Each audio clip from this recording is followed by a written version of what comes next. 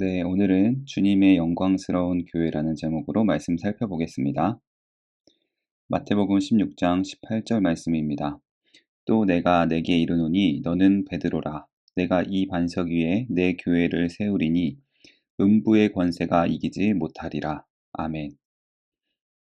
때로 부족함이 있고 연약함이 있음에도 불구하고 우리는 교회를 믿는다라고 사도신경은 고백을 합니다. 정확히는 거룩한 공교회를 믿습니다라고 고백하는 것이죠. 우리가 교회를 믿는다라고 고백할 때 발견하는 놀라운 진리가 무엇인지 한번 살펴보겠습니다. 내가 이 반석 위에 내 교회를 세우리라 라고 하는 이 말씀은 교회가 무엇인지, 그리고 우리는 어떻게 교회로 살아가야 하는지를 보여주는 아주 중요한 약속이 됩니다. 주님의 흔들리지 않는 기초 위에 세워진 교회. 우리가 고백하는 이 신앙은 교회의 주인이신 예수님을 믿는 믿음으로 기초를 삼습니다. 성경은 교회의 유일한 머리는 예수 그리스도 한 분이라고 분명히 말씀하는데요. 왜냐하면 예수님께서 교회를 위해 죗값을 무한히 다 치르셨기 때문입니다. 그러므로 모든 값을 치르신 예수님께서 직접 내 교회라고 말씀하셨고, 교회는 그분의 것이 되는 것입니다. 우리는 살아계신 하나님의 아들이신 그 예수님께서 나의 죗값을 다 치르고 나를 구원하신 그리스도시다 라는 사실을 믿습니다. 예수님은 그러한 신앙의 고백, 주는 그리스도시요 살아계신 하나님의 아들이다 라고 고백하는 그 믿음 위에 교회를 세우겠다라고 약속하셨다라는 것입니다. 교회는 반드시 이 진리를 믿는 믿음 위에 세워지는 것입니다. 모양이나 건물은 교회인데 예수님만이 그리스도가 아니다. 예수님은 하나님의 아들이 아니다. 라고 믿는다면 그곳은 이미 교회가 아닌 것입니다. 교회의 주인이신 예수님은 그분의 말씀과 성령을 통해서 이 믿음을 우리에게 선물로 주시고요. 이 믿음을 흔들리지 않게 지켜주십니다. 이 세상이 시작됐던 순간부터 끝나는 순간까지 모든 사람들 가운데 주님이 이 믿음을 선택한 사람들에게 주셔서 교회로 부르시고 모으실 뿐 아니라 보호하고 보존하시는 것입니다.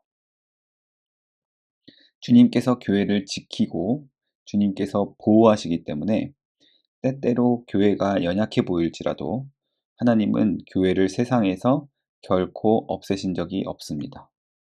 교회는 결코 망한 적이 없던 것이죠.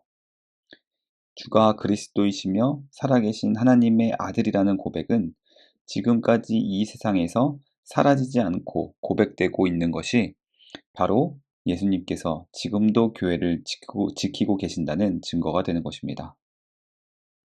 아무리 세상이 변하고 사람들이 변할지라도 그것은 변하지 않는 진리입니다.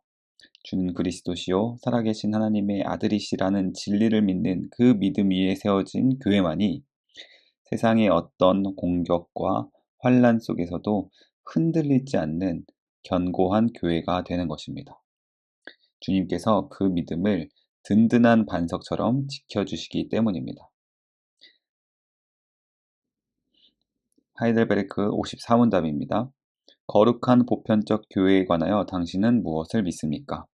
나는 하나님의 아들이 세상의 처음부터 마지막 날까지 모든 인류 가운데서 영원을 위하여 선택하신 교회를 참된 믿음으로 하나가 되도록 그의 말씀과 성령으로 자신을 위하여 불러 모으고 보호하고 보존하심을 믿습니다.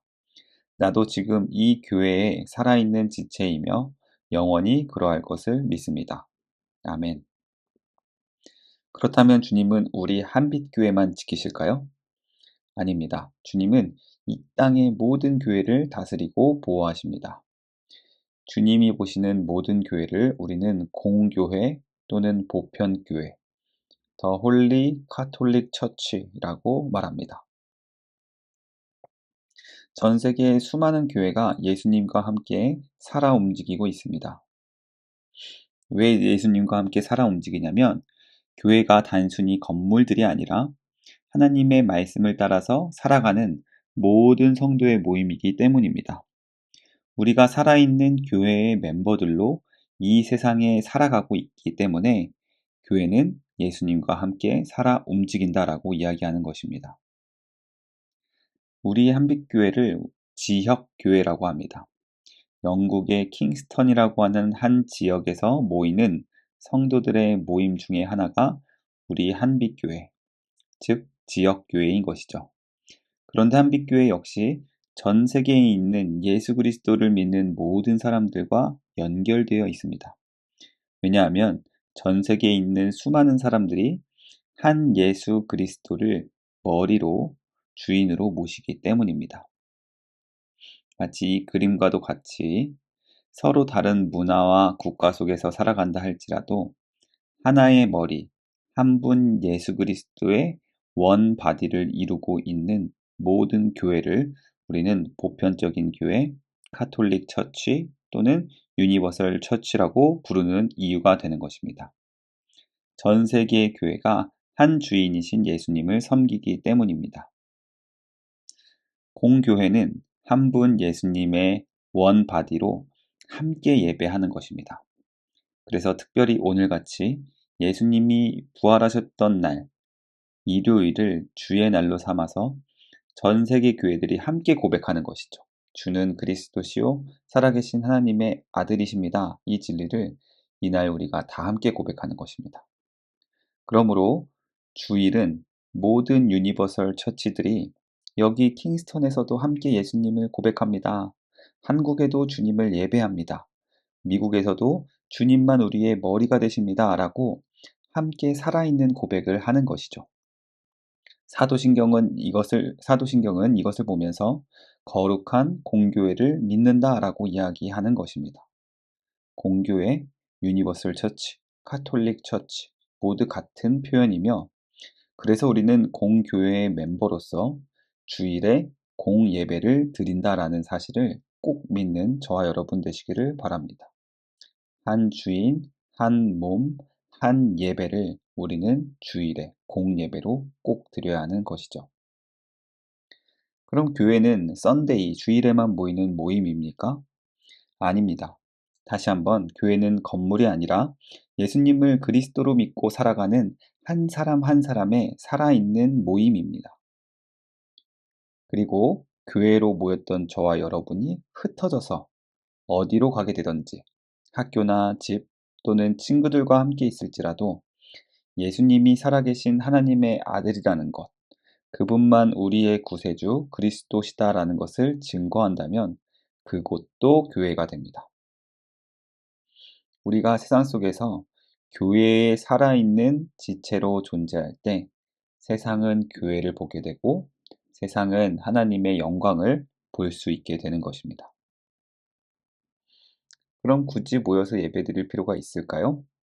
네, 우리는 정기적으로 모여서 예배드려야 합니다. 사도신경도 성도 간의 거룩한 교제를 믿는다라고 고백을 하고 있습니다. 하이델베르크 55문답입니다. 성도의 교제를 당신은 어떻게 이해합니까? 첫째, 신자는 모두 또한 각각 그리스도의 지체로서 주 그리스도와 교제하며 그의 모든 부요와 은사에 참여합니다. 둘째, 각 신자는 자기의 은사를 다른 지체의 유익과 복을 위하여 기꺼이 그리고 즐거이 사용할 의무가 있습니다. 이게 무슨 말인지 또 살펴보도록 하겠습니다. 교회는 하나님의 사랑과 용서를 경험하고 그것을 함께 나누는 공동체입니다. 함께 하나님의 사랑과 용서라는 말씀을 듣는 예배를 함께 드리는 일이 필요한 것이죠. 그리고 그 말씀을 듣고 서로 사랑하고 용서하는 그러한 나눔이 있을 때 성도의 거룩한 교제가 된다라는 것입니다. 우리는 모여서 하나님의 사랑하심과 용서하심의 말씀을 나누고요. 그분의 모든 풍성한 축복에 참여하는 자들이 됩니다. 뿐만 아니라 각자가 받은 은사, 재능, 시간, 물질, 경험들 등을 서로의 유익과 축복을 위해서 기꺼이 그리고 기쁘게 사용하는 의무를 지니고 있는 것이죠. 이것이 바로 성도의 거룩한 교제가 의미하는 것입니다. 그래서 다시 한번 우리가 하나님께 조건 없는 사랑과 용서를 받았다라는 것을 고백하는 일이 중요한 것입니다. 하나님께 우리가 사랑받고 용서받았다라는 확신이 없으면 우리 사람들 서로가 사랑과 용서를 나눌 수 없기 때문에 그런 것입니다. 그 누구도 완벽하지 않습니다. 부족하고 흠이 있는 사람들이 모인 곳이 교회입니다. 교회 지체들이 서로를 실망시키거나 상처를 줄 수도 있습니다. 그러나 우리가 함께 모여서 예수님께서 이렇게 흠이 많고 부족한 나를 사랑하시고 용서한 것을 자꾸 생각하면서 우리도 서로의 부족함을 덮어주고 용서하는 일이 있어야 한다라는 것입니다. 이것이 세상 사람들이 보기에 교회의 가장 아름다운 모습이며 사랑과 용서를 통해서 우리가 세상의 빛과 소금이 될 수 있는 것입니다. 그런데 우리에게는 힘이 필요합니다. 우린 너무 연약해요. 서로 사랑하고 용서할 수 있는 일은 너무 어려운 일입니다. 그런데 그 힘이 우리에게 주어진 죄 사함이라는 놀라운 약속에서 비롯된다고 말씀은 이야기를 하고 있습니다. 그리스도께서 십자가에서 모든 죄를 용서해 주셨고 하나님의 의로움, righteousness를 우리에게 다 주셨기 때문에 우리는 하나님께서 우리의 죄를 더 이상 기억하지 않으신다고 믿는 것이죠. 이는 하나님께서 우리를 죄인으로 다루지 않겠다라고 하는 아주 놀라운 약속인 것입니다. 마치 우리가 한 번도 죄를 짓지 않은 것처럼 하나님은 우리에게 예수 그리스도의 의로움을 선물로 주셨습니다. 이게 정말 큰 사랑이고 큰 용서인 것이죠. 우리가 받은 사랑과 용서가 이처럼 큽니다. 우리는 이것을 날마다 모여서 확인하는 겁니다. 하나님께서는 사랑과 용서로 우리의 죄를 기억하지 않으시고 다시는 우리를 정죄하지 않으신다고 말씀은 약속합니다. 하이델베르크 56문답입니다. 죄사함에 관하여 당신은 무엇을 믿습니까?